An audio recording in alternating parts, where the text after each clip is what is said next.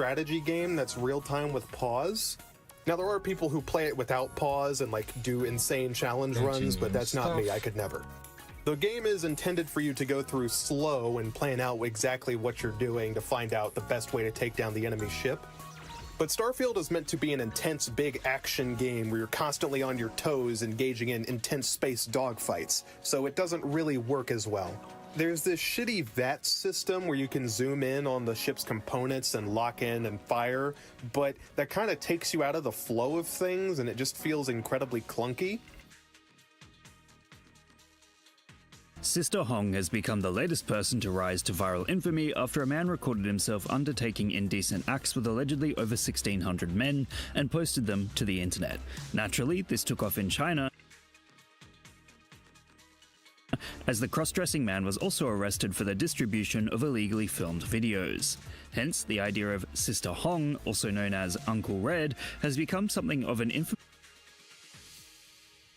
celebrity in the sense that it turns out he's a completely regular dude who managed to pull tons of supposedly heterosexual guys. Apparently, Sister Hong had some pretty bizarre rules as well, often requiring people turning up to his apartment to bring fruits or vegetables, perhaps as payment for certain services. Naturally, this intense revelation has become a meme across not only China, but also consistently across the world. The person has become something of a cartoonish character, known for the ability to seduce almost any guy by any means necessary, and it seems to get weirder and weirder the more you look into it. How did these guys not tell Sister Hong is a cross-dressing man? How did so many of them go for this person who isn't conventionally attractive? Perhaps these men knew exactly what they were getting into and were simply looking for a quick way to get exactly what they wanted. It's gotten to the point that this footage has been watched so many times that the men present have gotten their own names from audiences, like Leather Jacket Boy. Whilst the sheer number of men involved is alleged to be over 1,000, it's worth noting it hasn't been confirmed. However, it is this ridiculous number that is likely the reason why so many are interested in the story. It's reminiscent of the attention surrounding Bonnie Blue when she decided to go for her 1,000-man event, which also attained a ton of media attention. It's become enough of a novelty that even mainstream media outlets are covering it, despite the origins of the story remaining firmly in China. And of course, what the fuck?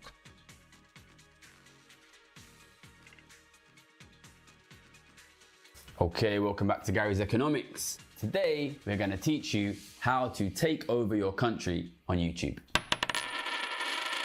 Okay, so I have been back in the country for just over a month now, and I've been trying to take in the changes in the political landscape.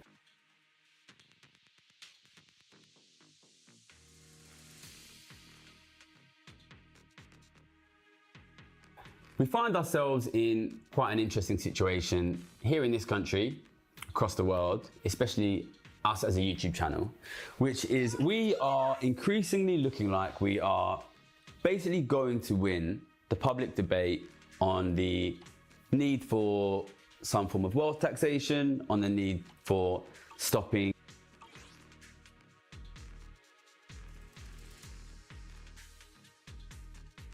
increases in inequality, on the need for preventing wealth being sucked out of society by the very rich.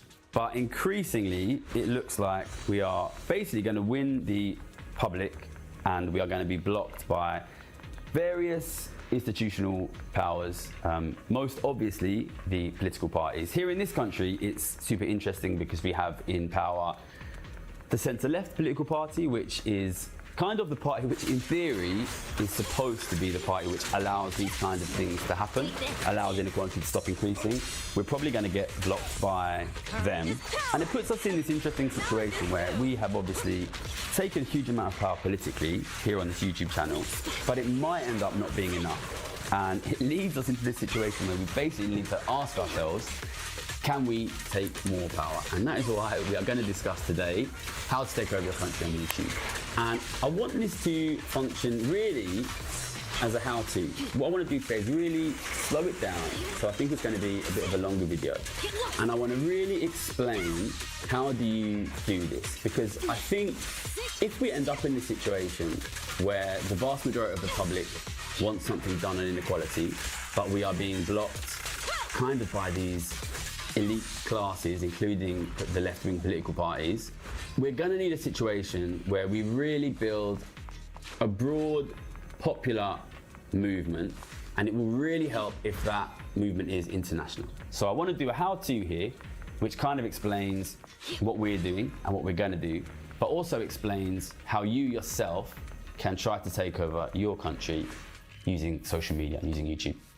So obviously this title, How to Take Over Your Country on YouTube, is intentionally a little bit controversial, a little bit salacious, and I think when you hear it you might think that's ridiculous, you can't take over a country on YouTube. And to that I would answer, look at Donald Trump, look at the US, look at the US alt-right. They basically did take over their country with a largely social media-led political campaign. Donald Trump, as you'll be aware, does not have a history of being a politician. He was not historically part of the Republican Party. He was not a senator for years like every previous president. He was basically a celebrity, and he used his celebrity power to take over the Republican Party. And especially in the most recent election, he really aggressively used social media to win the election. Here in the UK, we have Nigel Farage, who is the leader of our far-right party, and I think he will win the next election, largely because his party and his broader political movement is far more effective on social media, on YouTube. So, as absurd as it sounds, I think if you step back and look at it, it is obvious, and really it has been obvious for years, that traditional media is losing power. Especially in the realm of politics, social media is gaining power, and over time, social media is going to become more and more powerful and more important in the realm of traditional politics. And I think what is super interesting is that even though that move was really quite obvious 5 or maybe even 10 years ago, the traditional political players, by which I mean not just the traditional historic parties, like the Conservatives and Labour here, or the Republicans and Dems in the US, not just the traditional political parties, but also the traditional power players in terms of newspapers and traditional media, simply didn't move into this social media space, which was and still is obviously going to become dominant in politics. And it created this just massive opportunity to almost just walk in and take political power, because the media format changed, it moved to this new space. We had all of these like massively powerful institutions like political parties, newspapers, TV channels that simply did not move into the new space. And the obvious example of a group that moved into this is the US alt-right, or the US alt-right, far-right, whatever you want to call them. They aggressively moved in to this online space. And I think you have to give credit to them. They built a relatively successful online political space. And I've been calling the model that the US alt-right used, I've been calling it the WWF model. It's WWF, WWE is the massive US wrestling corporation. I was a big fan, like most people in my country were when we were teenagers. When you start watching WWF, or when I was a kid, you walk in and there's 30, 40, 50 wrestlers, and they all have their different faces and personalities, larger than life personalities. These guys are a group, they hate those guys, they're allied with these guys. And it creates like a very social space, basically. You pick your favorites, you pick the guys you like, they talk to each other, you and your friends know them. And I think that that model is obviously a very successful model for politics, basically, because we live in a world where young people can't afford to go out very often, they're working really hard, life is difficult, so they want to consume their politics in a form that is very social. So this new kind of politics, which takes place on social media, and which the US alt-right has done very effectively, I think it just is a very powerful way to do politics. And I think that the group that does that successfully and does that well will basically win politics in the future. But the situation we have is there is really only one group in the world that has effectively done that, built this kind of full and social, like a cultural space in online politics, which is the US alt-right. And because they're making their stuff in English language, that is being watched all over the world, especially by young people who are comfortable watching YouTube in English. And I think this is one of the big reasons, basically, why the far right and the alt-right have done really, really well. But you need to combine this also with the other thing which we talk about a lot on this channel, which is living standards are falling very quickly. Yeah, this is something I talk about in every video, so anyone who's watched before will know exactly what I'm talking about. Okay. Wealth inequality is increasing very quickly. Wealth is being sucked out of governments. Wealth is being sucked out of the middle class. That is really badly affecting living standards. Western welfare states are being shut down. Ordinary people can't afford to buy homes. And that is creating this very strong sense of dissatisfaction with current politicians and with the current economic setup. So if you combine these two things, like an aggressive move towards a different kind of media that the traditional politics and traditional politicians and traditional media has not adapted to, and this aggressive and to be honest, I think justified collapsing faith in the existing economic setup, it creates this unbelievably huge opportunity to take an enormous amount of political power to basically anyone who is willing and able to fill that space. So I started to realize this in 2020 basically, and from here I'm going to kind of explain a little bit of what we have done up till now and what my plan has been to take the amount of political power we've taken and to try and take more from now. I developed my ideas about inequality when I was a professional trader in 2011. I wasn't able to successfully quit trading until 2014. And then I spent sort of a long period of time trying to figure out, well, how do we actually do something about inequality? And I did a variety of different things. I don't come from a political background, and I didn't really know where to look. But since my work was trying to reduce inequality, I kind of looked to the political left, because I think that's the space you imagine that this work could be done. I looked in the political left. You'd be surprised that there was not actually a lot of work being done in inequality there. I went back to university, I did a 2-year master's at Oxford, and eventually I decided to try and get involved in the media. And I started to get involved in the media in 2020, which was obviously when COVID started to happen. It's easy to forget now that during COVID itself, the general narrative in the news was that after COVID, we would have a really booming economy. People used to talk about the roaring 20s, which would be driven by pent-up demand. But I was convinced, because of really aggressive increases in wealth inequality during COVID, that we would have a phenomenally weak post-COVID economy. We would have a cost of living crisis, we would have an inflation crisis, we would have an inequality crisis, we would have an asset price crisis.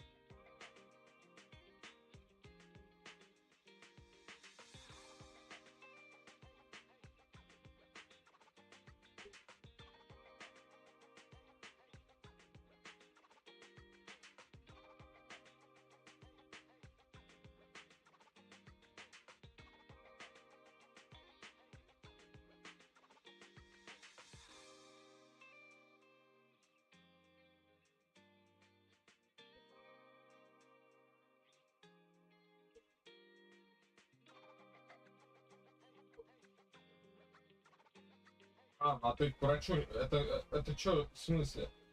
А ты к врачу не сходила? Нет. А собираешься? Нравится. Вот так. Такая. Собирайся. Ну, у меня же это произошло после того, как я там по горам попрыгала. Ну, 30 метров вверх, вниз.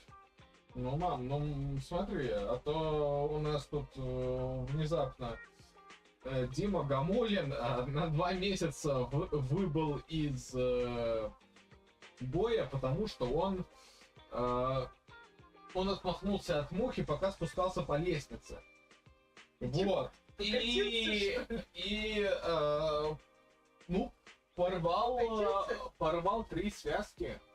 И Ну, то есть он упал, покатился по лестнице? Нет, он не покатился, он просто приземлился так на ногу, что порвал 3 связки.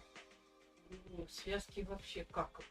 Если порвал, то я не знаю даже. Берут и пришивают обратно. Человек. Пришивают обратно. Это как еще? У меня сейчас фактически только бабками заниматься. Больше у меня и силовая гимнастика у него пошел, и Не, ну давай тогда ты... Не, мам, серьезно, я думаю, следует. Ну, тебе вот смотри, у побеспокоиться. тебя, видишь, так, ровно. И здесь Тебе следует побеспокоиться и сходить к врачу, к хирургу. хирургу. Ну, наверное.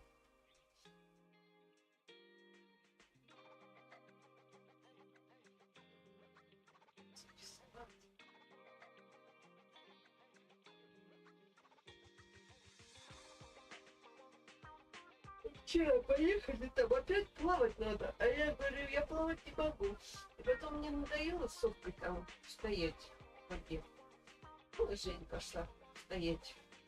Потому что там-то она не ходила на тот пляж, да. Не так хорошо. Да. А я села и книжку читала. Ну что, на день типа сходить посидеть тут только? М? Типа только на день съездили, или это, Ну, блин? то, что я на день съездила, вообще неплохо. Там хорошее озеро Синиш.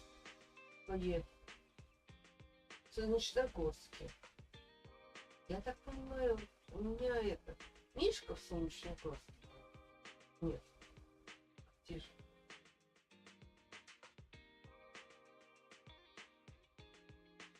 Что-то мне не пишет, не звонит вообще. Читается.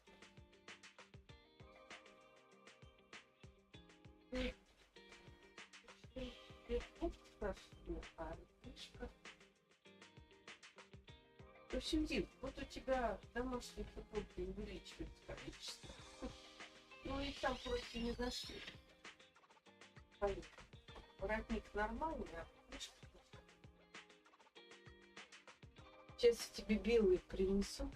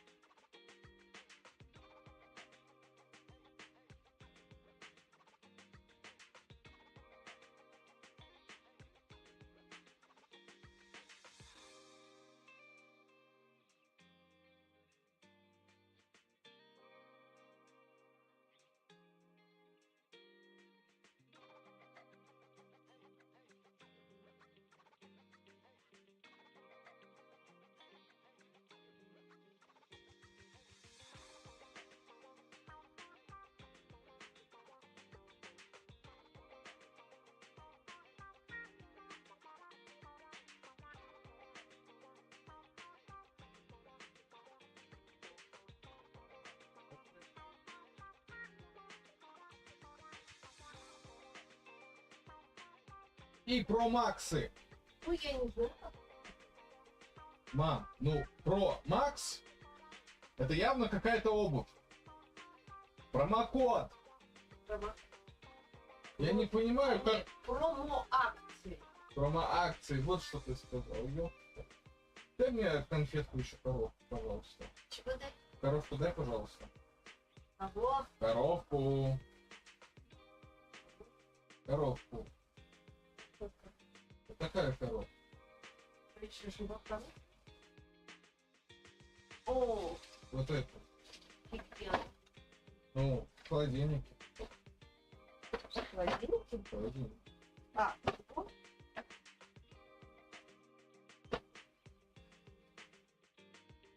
Я помню завтра.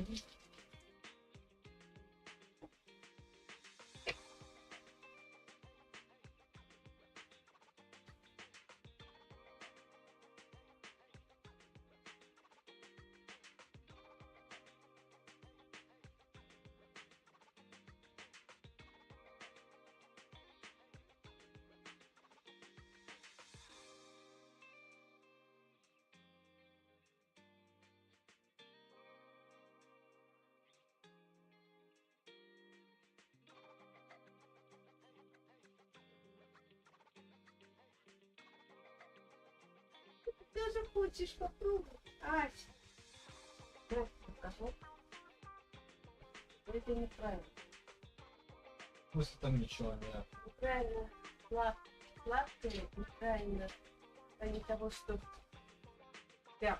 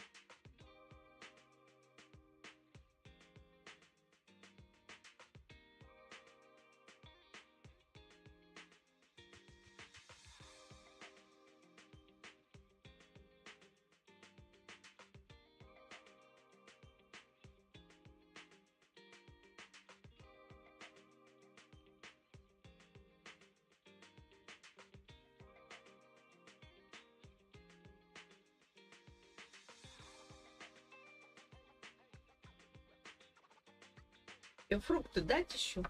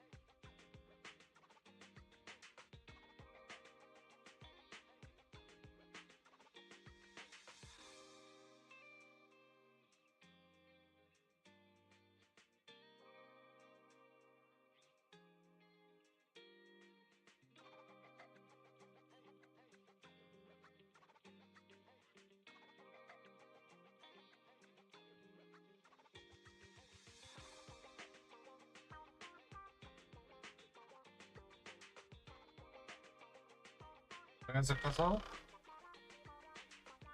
Заказал. Ну что, надо дойти? Куда идти?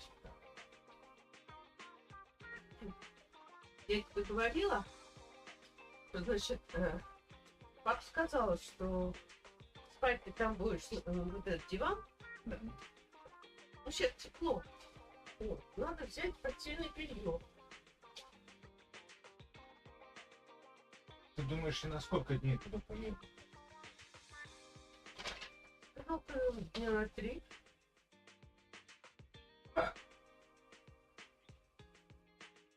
Только нет, телефон включи. Хорошо, хорошо.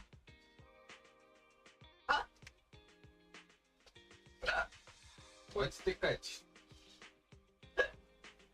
Я не рыба.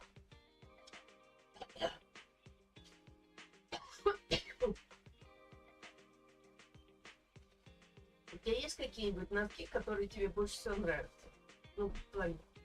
Или ты так, подряд все это говоришь? Не, ну как бы есть носки, которые мне не нравятся, но вот, например, те, которые вчера с меня сняли, они жесткие. Но я не знаю, из чего они сделаны, поэтому может быть, то, что они жесткие, это потому что они льняные и Ну, вот поэтому эти. они на самом деле очень классные, да. Эти. Да. Я не знаю, из чего они сделаны, но они, конечно, жесткие. Мне это не очень нравится. Конечно. Состояние, конечно, не жуткое. Ты 2 дня проносила. Они внутри, между Я- прочим, у тебя ноги-то грязные. Внутри-то они грязнее, чем снаружи. Конечно, у меня пот очень сильно пачкает. Какой пот? Ты ноги моешь когда? Нет, мам, у меня, если ты посмотришь, что становится с футболками, которые я поношу, они все желтые под руками. Это пот. Это не что-то еще. Это вот мой пот все окрашивает в желтый цвет. Не все футболки у тебя желтые. И давай я еще вспомнил о том, во что превращаются мои трусы через некоторое время, поскольку Ну, а а нашел, они трусы у становятся- тебя вообще как-то разных цветов стали. они жесткие тоже. А, ну ты же не носишь жесткие. М? Ты сейчас же не носишь, которые жесткие. Это такая ткань плохая. Не, я думаю, что Она просто... между ног становится жесткая, а в других местах не жесткая. Почему она между ног становится жесткой, а в других местах не жесткая? Наверное, потому что между ног она потеет. А, ты все Вот. на пот сваливаешь. Я все сваливаю на пол. Мгм.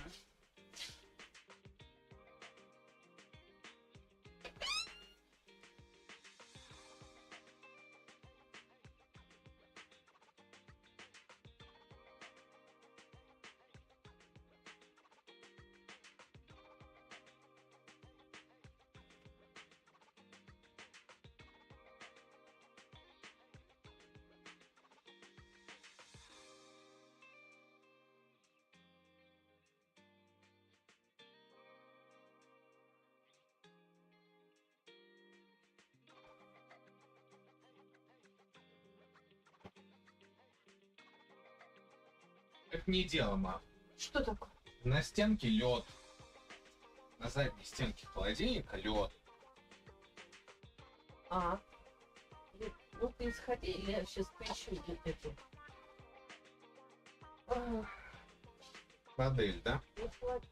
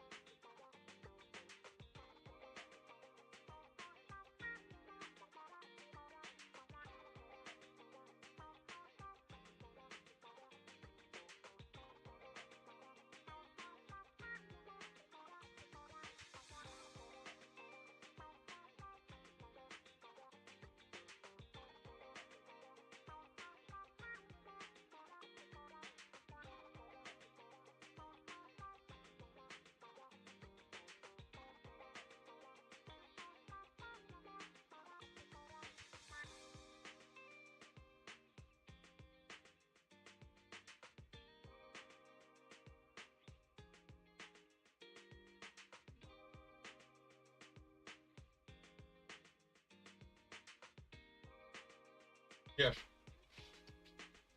Настя, все бедно.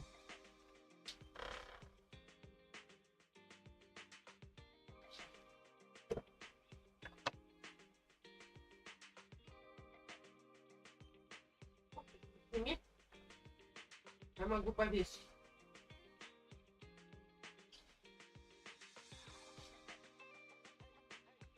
Ну, положи туда.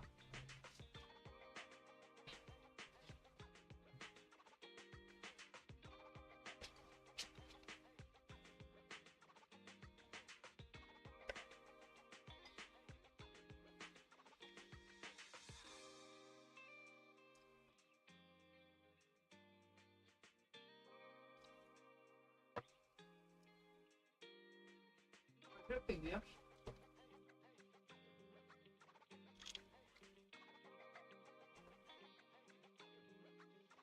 Булочка брioche с кремом и малиной. Покусил хорошо. Да.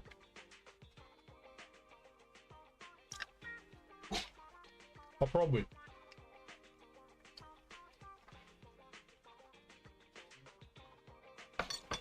Брюш, булочка. All of which has happened, obviously. If you don't believe I made those predictions, you can go and watch the first video on this channel from June 2020. So I started making these like really negative predictions in 2020. And I was writing them in The Guardian. I wrote for a lot of newspapers in 2020. And a lot of my friends who are aware of what I was doing, especially my friends from poor backgrounds, spoke to me about these articles and they were like, oh my God, like, do you really think that's gonna happen? Like what should we do? And loads and loads of my friends from poor backgrounds were having these conversations with me. And what it made me realize was we were about to move into a period of really aggressive economic worsening. And this is on the back of, I think, 12 years already of economic worsening for living standards for ordinary people. I realized that my friends really didn't have anywhere to go to get good economic analysis. So obviously there is economic analysis on places like the BBC or in The Guardian and in the mainstream media and the newspapers. But it's rubbish, mate. First of all, the quality is genuinely bad. Right? So I'm, a former trader. As a former trader, I worked for a very big investment bank. You get enormous amounts of economic analysis. We are obviously not watching, the stuff on the news. Some guys might read the Financial Times, but the truth is that economic analysis is simply qualitatively bad. But even if you separate from the low quality, and I would add that that's largely because, like, if you're a good economist, if you're a really good economist, you're not going to be fucking writing for the Financial Times, right? You're going to be working for a bank, obviously, because you just get paid so much more. Never mind, like talking for the BBC. So the analysis itself is bad, but beyond the badness of the analysis, the packaging and the delivery is horrendous. So like, what chance does like a regular guy have of understanding this like low quality, like really unwelcoming, really inaccessible, really difficult to understand economic analysis? And I saw that when I was writing for The Guardian and other such newspapers in 2020, when it was obvious, to me at least, that we were about to head into a massive economic crisis. And when I saw that, I saw immediately like you are about to enter like a historic, massive economic crisis, which is not even going to be temporary, which is going to be permanent and worsening. And like 80–90% of the country do not have a single journalist or media outlet that they trust to deliver economic analysis. Like, I saw that and I stopped writing for newspapers immediately. And I was complaining to my mates on WhatsApp, like, this is ridiculous. This is ridiculous. Like the space for good economic analysis on YouTube is already massive and it's gonna be enormous, and it's insane that we're not doing it.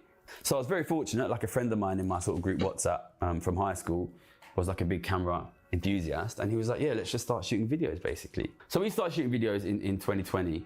And I guess now I should probably speak a little bit about how you do build up a YouTube channel. But first, I just want to make like the context extremely clear. I know I've said this already, but the gap is fucking massive. I'm speaking to you here from the UK, but I don't care what country you're from. This is true in your country. The vast majority of people in your country are really worried about the economic situation, and they do not have anybody delivering to them good quality economic analysis in a way they understand. That is like the commercial gap here is enormous. People want it in video form. They want it on social media. That is the way media is going. Nobody is delivering this. Nobody's delivering it. The gap is enormous. All right, so say you want to fill that gap. I think I'll Really fucking unfortunate.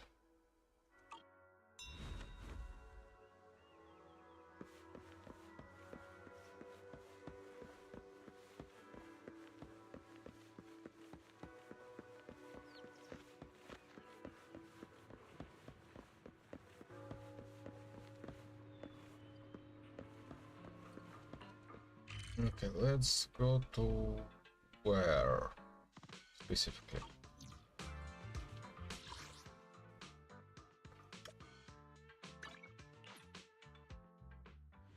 split this bit into two parts, which is basically what I did, and then I'll try to relate that to like what you can do if you want to do it, because I think with social I have a better video to watch. Even though I had another good video to watch. Stay tuned though. Hey, this is a video I was hoping to help make that ended up mutating into its own thing. On the Stop Killing Games campaign, I think most supporters just need to hear that we're trying to stop games from being destroyed. It's not impossible to do this, and it won't ruin the industry by doing so. Now, I try to dive into the details when people want me to, but my answers don't always satisfy developers. I take more of a bird's eye view approach, where I think if end-of-life plans for games became a requirement, I think developers might be amazed at how many solutions would emerge.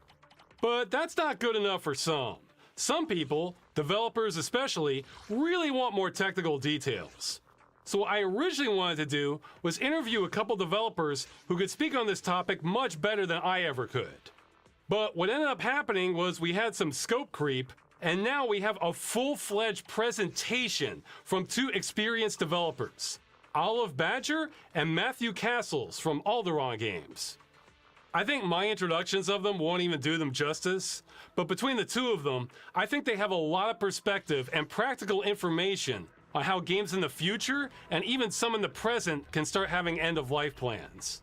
So this is by and large a presentation they put together, covering how end-of-life plans could work, and covering some common questions developers have.